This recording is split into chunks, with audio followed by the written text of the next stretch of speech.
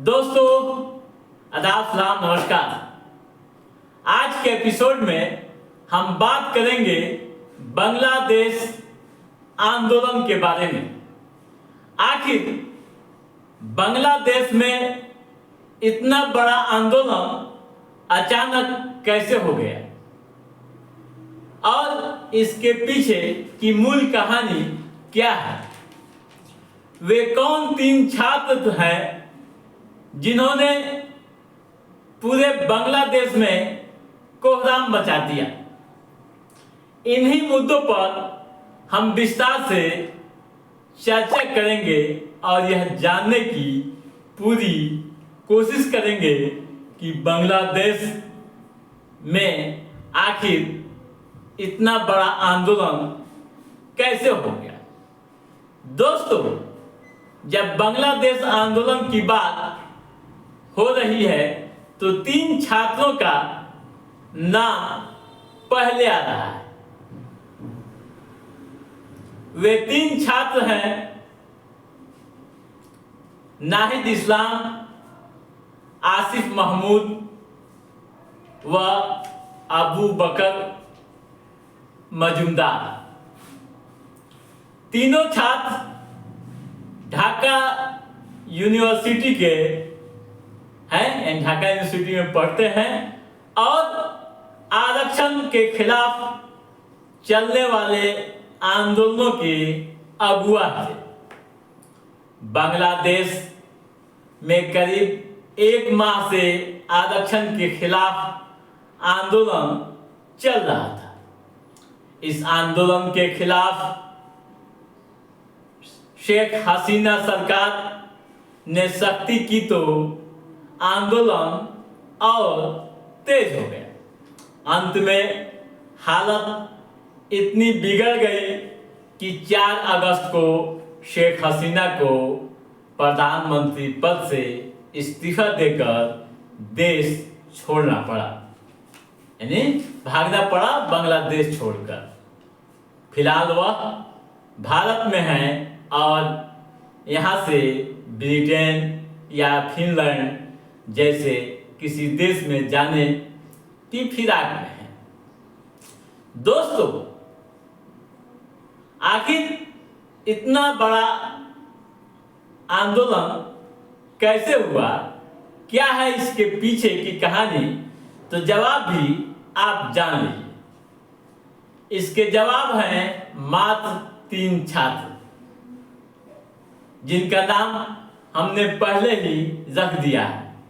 एक बार और आपको बता दे रहा हूं कि नाहिद इस्लाम, आसिफ महमूद व अबू बकर मजूमदार तीनों छात्र ढाका यूनिवर्सिटी के हैं। आरक्षण के खिलाफ चलने वाले आंदोलन के ये अगुआ थे या रहनुमाई कर रहे थे। एक खबर के अनुसार तीनों को 19 जुलाई को अगवा कर लिया गया था। इसके बाद उनसे पूछताछ की गई और उत्पीड़न भी किया गया।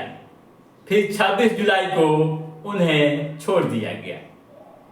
छूटने के बाद ये तीनों छात्र आंदोलन में फिर सक्रिय हो गए और अपने मिशन की ओर आगे बढ़ने लगे।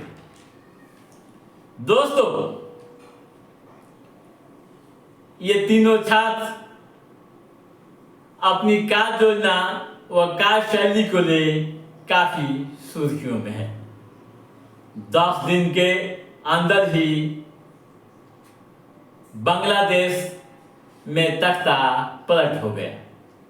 अब कमान सेना के हाथों में है और अंतरिम सरकार के गठन की प्रक्रिया यहाँ तेज कर दी गई है।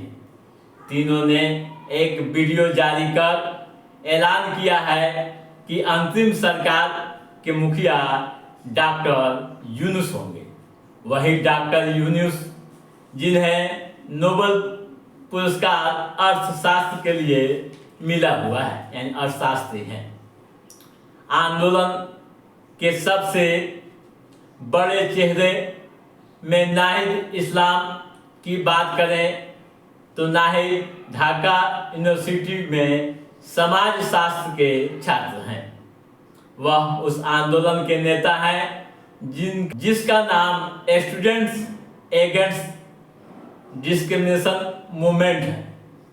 छात्रों की मांग थी कि देश में कोटा सिस्टम में बदलाव किया जाए, कोटा सिस्टम जो है बदलाव किया जाए, यानी इसके तहत 30% आरक्षण बांग्लादेश मुक्ति संग्राम में हिस्सा लेने वाले लोगों के परिजनों को मिलता है।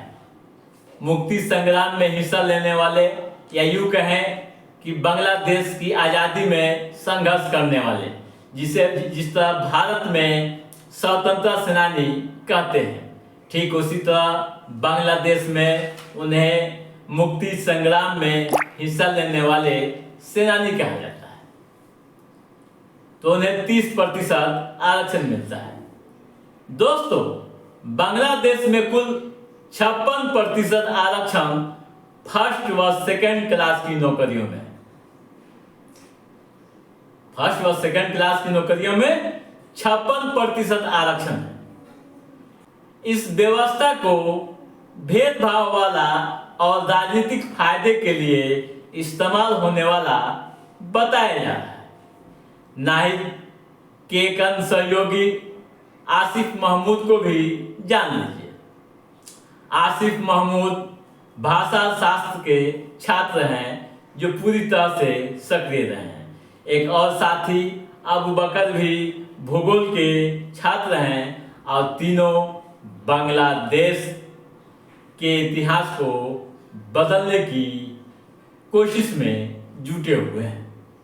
तो आप जान गए इन तीनों छात्रों को और बांग्लादेश की सियासत को, या यूं कहें कि बांग्लादेश की आंदोलन को। तो दोस्तों, आज के इस एपिसोड में बस इतना ही। हमारा ये एपिसोड कैसा लगा आप लाइक और कमेंट करके हमें जरूर बताइएगा। यदि आपने हमारे चैनल को सब्सक्राइब नहीं किया है तो सब्सक्राइब भी कीजिएगा, ताकि इस तरह की महत्वपूर्ण गतिविधियों से संबंधित जो भी अपडेट है उसे हम समय समय पर आपके बीच पहुंचाते रहेंगे। तब तक आप अपने दोस्त को दीजिए इजाजत। नमस्कार।